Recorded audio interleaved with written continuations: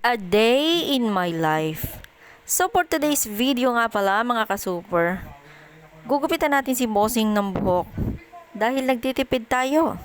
Kaya wala siyang magagawa kundi pagtiyagaan ang aking gupit. Ayan, ang sabi ko sa kanya, gugupitan ko siya ng style na gusto ko at ako ang magbabayad sa kanya. Abay, pumayag naman. O di ba? Naisahan natin siya. So yan na nga, habang naggugupit ako, panay ang daldal niya. Nagrereklamo na agad, wala pa nga ang resulta. At sabi ko nga sa kanya, tiwala lang. Kayang-kaya ko yan, ako pa ba? Magaling atang manggugupit to. Huy, wag ganon.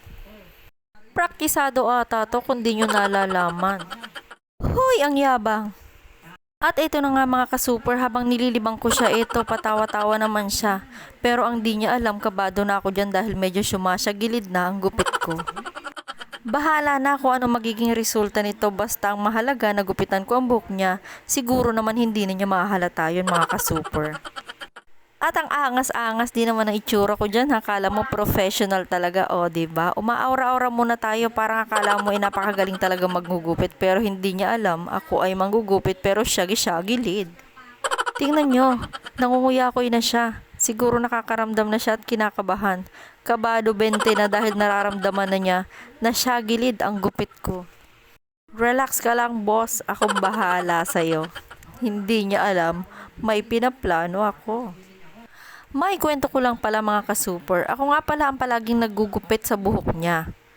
So wala siyang magagawa sa gupit ko, sa ayaw at sa gusto niya. Pero sa tagal kong ginugupitan yan, hindi pa naman siya nagreklamo sa gupit ko. Siguro dahil takot lang siya, dahil mas malakas ang tuyo ko sa kanya, o diba? Huy, wag ganon. Todo sipat na nga pala siya sa salamin. Tingnan nyo naman ang mata. Siguro iniisip niya kanina ko pa siya ginugupitan pero hanggang ngayon hindi pa rin natatapos. Ilang minuto na ang nakakalipas, hindi pa rin tapos. Pasensya ka na, professional kasi ang kinuha mo manggugupit eh. Ganito talaga pag mga professional na manggugupit. Ako, yung manggugupit mismo ang nasusunod sa style na gusto niya, o diba?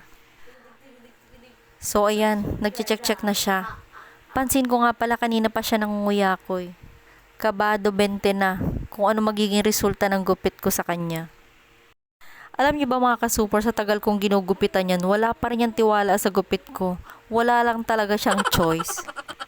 Kasi nga, kapag nanghihingi yan ng pera sa akin para magpagupit, hindi ko siya binibigyan. Kasi ang palagi kong linyahan sa kanya, ang mahal-mahal ng gupit. Tapos, linggo-linggo siya nagpapagupit. So, ako na lang ang maggugupit sa kanya. Libre pa. Yun nga lang, hindi masusunod ang style na gusto niya dahil may sarili akong style. O, diba?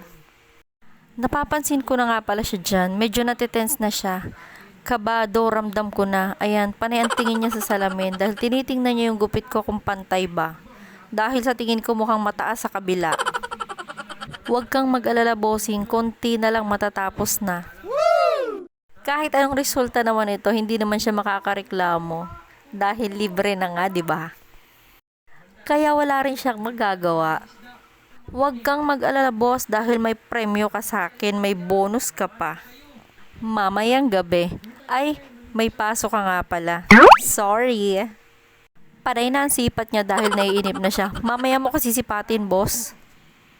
Ayan na nga at nainip na siyang tuluyan sa tagal kong maggupit. At ayaw na daw niya, tama na daw yan at kinakatihan na siya.